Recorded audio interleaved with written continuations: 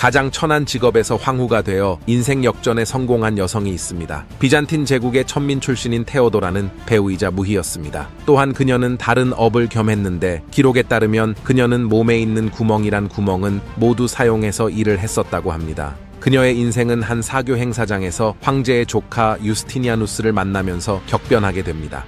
그녀의 아름다움에 푹 빠져버린 유스티니아누스는 귀족과 천민 간의 결혼 금지법을 개정하면서까지 그녀와 결혼했습니다.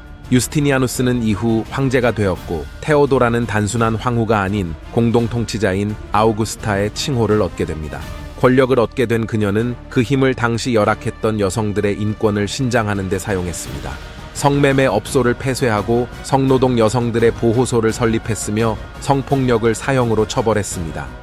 가장 낮은 자리에 있던 여성은 훗날 비잔틴 제국 역사상 가장 훌륭했던 여성으로 평가받게 됩니다. 이 나치 여간수는 마음에 드는 수감자들을 선별하여 자신의 성노예로 삼았습니다. 남성뿐만 아니라 여성 수감자들까지 말이죠. 이르마 그레제는 21살의 어린 나이에 아우슈비츠 강제 수용소에서 여성 간수 지휘관으로 근무했습니다. 잔혹하고 변태적인 성향으로 악명을 떨쳤던 그녀는 아우슈비츠의 하이에나라고 불렸습니다. 이르마는 젊고 예쁜 여성 수감자들만 골라서 얼굴과 가슴을 채찍으로 때렸으며 가스실에 보내버렸습니다. 태도가 마음에 안 드는 수감자가 있으면 그 자리에서 권총으로 쏴버리거나 군견에게 물어뜯겨 죽게 만들었습니다. 훗날 아우슈비츠 생존자들의 증언에 따르면 이르마는 매일 30명 이상의 수감자들을 죽였다고 합니다. 심지어 즐거워하면서 말이죠. 이 끔찍한 악마의 만행은 나치의 몰락과 함께 재판에 회부되었고 그녀는 교수형을 선고받았습니다. 교수대에 오른 이르마 그레제는 당당하게 말했습니다. schnell. 여성들에게 채찍질을 하며 마차를 끌게 한 황제가 있습니다. 로마 제국 역사상 가장 역겨운 황제 엘라가발루스. 14살의 황제가 된 엘라가발루스는 너무 어린 나이에 권력의 맛을 알게 됩니다. 그는 성기 크기를 기준으로 관료들의 직책을 결정했습니다. 또한 대머리거나 키가 작거나 뚱뚱한 사람들만 불러서 연회를 열기도 했습니다.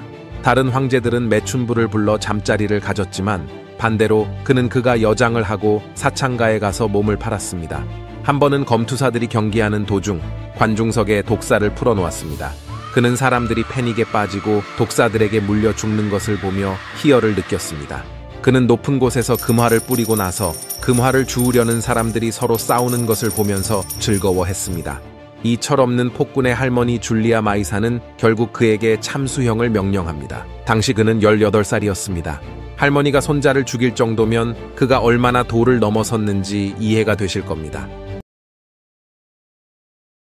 옷을 갈아입을 때마다 수백 명이 몰려와서 구경했던 아름다운 왕비가 있습니다. 바로 루이 16세의 왕비 마리 앙투아네트입니다. 백옥 같은 피부와 뛰어난 몸매를 가진 그녀는 당대 귀부인들의 패션 아이콘이었습니다. 하지만 프랑스의 적국이었던 오스트리아 출신이라는 이유로 그녀는 백성들에게 미움을 받았습니다. 빵이 없으면 케이크를 먹으면 되지. 사실 이 말은 마리 앙투아네트가 한 말이 아닙니다. 오히려 그녀는 굶주린 백성들을 위해 식량을 지원하고 제빵학교를 여는 등 여러 가지 자선 사업을 벌였습니다. 심지어 그녀는 왕비치고 비교적 검소하게 살았습니다. 오히려 다른 귀족들이 더 사치스러웠죠. 그럼에도 백성들은 온갖 가짜 소문에 휘둘려 그녀를 증오했습니다. 프랑스 혁명이 일어난 후 그녀는 부정부패, 적국의 스파이, 심지어 근친상간이라는 억지 누명들을 뒤집어쓰고 처형당하게 됩니다. 이 모든 죄목들은 거짓이었지만 분노한 민중들에게 필요한 것은 사실이 아닌 명분이었습니다. 공주를 씨름으로 이긴 자를 공주의 신랑감으로 삼겠다. 13세기 몽골 카이두칸이 딸 쿠툴룬 공주의 공개 구혼을 선언했습니다. 조건은 말 100마리를 걸고 공주와 씨름 경기를 해서 승리하는 것이었죠. 아름다운 공주와 결혼하기 위해 각지에서 수많은 청년들이 몰려들었습니다. 남자가 여자를 씨름으로 이기기만 하면 되는 쉬운 조건이었기 때문이었죠. 하지만 쿠툴룬 공주는 평범한 여성이 아니었습니다. 그녀는 매우 아름다웠을 뿐만 아니라 키가 거인처럼 컸으며 칸국에서 힘으로 그녀를 능가할 남자가 없었다. 여자라고 얕보고 덤벼들었던 청년들 중 단 한 명도 그녀를 꺾을 수 없었습니다. 결국 공주의 공개 구혼이 마무리되었을 때 그녀는 만마리의 말을 가지게 되었습니다. 예루살렘의 왕 보두행 4세는 죽는 날까지 은으로 된 가면을 쓰고 살았습니다. 나병에 걸려 피부가 다 문드러졌기 때문입니다. 그의 병세가 점점 악화되어가는 와중 이슬람 세력의 절대 군주 살라딘이 막강한 대군을 이끌고 예루살렘으로 쳐들어온다는 소식이 들려왔습니다. 절망적인 상황 속에서 보두행 4세는 병든 몸을 이끌고 직접 전쟁에 출전합니다. 그때 그는 이미 몸이 마비되기 시작해 말을 타는 것조차 버거웠습니다. 살라딘보다 먼저 격전지에 도착한 보두행 4세는 성십자가 앞에 무릎을 꿇고 구원의 기도를 올렸습니다. 그 모습을 보고 용기를 얻은 십자군들은 용맹이 선두에 선 병든 왕의 뒤를 따라 적군을 향해 맹렬하게 돌격했습니다. 보두행 4세는 3천여 명에 불과한 병사를 이끌고 2만 명이 넘는 대군을 물리치는 기적을 만들어냈습니다. 살라딘에게 첫 패배를 안겨준 보두행 4세는 당시 고작 16살이었습니다. 800만 평에 이르는 토지와 종로 상권을 소유했던 조선의 억만장자가 있습니다. 24살의 젊은 나이에 막대한 유산을 상속받게 된 이 청년은 특이하게도 전 재산을 쏟아부어 골동품들을 수집했습니다. 경상도에서 발견된 낡아빠진 책 한 권. 청년이 이 책을 사려 하자 소유자는 당시 기와집 한 책 값인 1,000원을 제시합니다. 어떻게 이것을 1,000원을 주고 구입하겠습니까?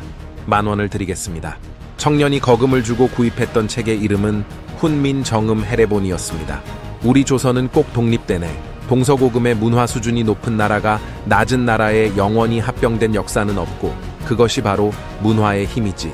그렇기 때문에 일제가 우리의 문화 유적을 자기네 나라로 가져가려고 하는 것일세. 스승 오세창의 가르침은 청년의 가슴에 불을 지폈습니다. 간송 전연필 선생은 일제의 민족 말살 정책에 맞서 우리의 문화재들을 수집하고 보존하는 데 평생을 바쳤습니다. 너무나 아름다워서 프랑스까지 시집간 조선의 무희가 있습니다. 조선에 부임한 프랑스 공사 콜랭 드 플랑시는 아름다운 궁궐무희 리진에게 푹 빠져버렸습니다. 공사는 고종에게 그녀를 양도해 줄 것을 요청했고 고종은 이를 너그러이 허락했습니다. 리진을 프랑스로 데려간 공사는 그녀와 결혼했습니다. 노비 출신이었던 그녀는 조선과 다른 프랑스의 자유로움과 풍요로움에 큰 감명을 받게 됩니다. 그녀는 불어도 배우고 서양인처럼 차려입었습니다. 시간이 흘러 공사는 다시 조선으로 부임하게 되었고 그녀는 남편과 함께 조선으로 돌아오게 되었습니다. 평화로운 일상을 보내던 어느 날 고위 관료가 그녀를 찾아왔습니다. 관료는 노비 출신이었던 그녀는 조선의 것이라며 그녀를 다시 궁궐로 데려가 버렸습니다. 프랑스 공사는 끌려가는 아내를 지켜보고만 있었습니다. 프랑스에서 자유를 경험했던 리진은 다시 무희가 되어버린 현실을 받아들일 수 없었고 결국 스스로 금조각을 삼켜 생을 마감하게 됩니다. 노예의 신분으로 황제를 유혹하여 황후가 된 아름다운 여성이 있습니다. 본래 폴란드 출신이었던 록셀라나는 타타르족의 노예 사냥에 휘말려 크림 칸국으로 잡혀온 노예 중 한 명이었습니다. 노예 시장에서 성노예로 소개된 록셀라나는 오스만 제국 재상의 눈에 띄게 됩니다. 재상은 거금을 주고 그녀를 오스만 제국으로 데려와 술탄에게 바쳤습니다. 술탄 슐레이만 앞에 서게 된 록셀라나는 인생 역전의 기회를 맞이하게 됩니다. 그녀는 외모만으로도 충분히 매력적이었지만 술탄에게 조언을 해줄 수 있을 정도로 매우 지혜로운 여성이었습니다. 사제였던 아버지 밑에서 어렸을 때부터 교육을 잘 받은 덕분이었죠. 슐레이만은 그저 순종적이었던 하렘의 다른 여성들과는 달리 당돌하고 지적인 록셀라나의 매력에 푹 빠져버렸습니다. 슐레이만은 즐거움이라는 뜻을 가진 휘렘이라는 새 이름을 그녀에게 하사하였으며 술탄은 결혼을 하지 않는다는 오래된 전통까지 깨가며 그녀를 정식 황후로 맞이하였습니다. 히틀러가 유일하게 좋아했던 유대인이 있습니다. 심지어 히틀러가 만약 모든 유대인이 그와 같았다면 유대인 문제는 없었을 것이다 라고 말했다고 전해집니다. 그 유대인의 이름은 에드바르트 블로흐, 오스트리아 린츠의 한 의사였습니다. 그의 환자 중 한 명이었던 클라라는 유방암 진단을 받았습니다. 치료를 하기 위해서는 적지 않은 돈이 필요했지만 남편이 죽고 나서 홀몸으로 두 자식을 키우고 있던 그녀는 재정적으로 상황이 좋지 못했고 의사는 그녀의 모든 치료 비용을 면제해 주었습니다. 그녀의 풀네임은 클라라 히틀러, 아돌프 히틀러의 어머니였습니다. 그녀는 결국 암으로 세상을 떠나게 되지만 의사는 아돌프 히틀러에게 영원한 감사를 받게 됩니다. 나치가 1938년 오스트리아를 합병할 때 히틀러는 특별히 그의 안전을 보장해 주었고 후에 고귀한 유대인이라는 뜻을 가진 에델주드라고 그를 칭했습니다.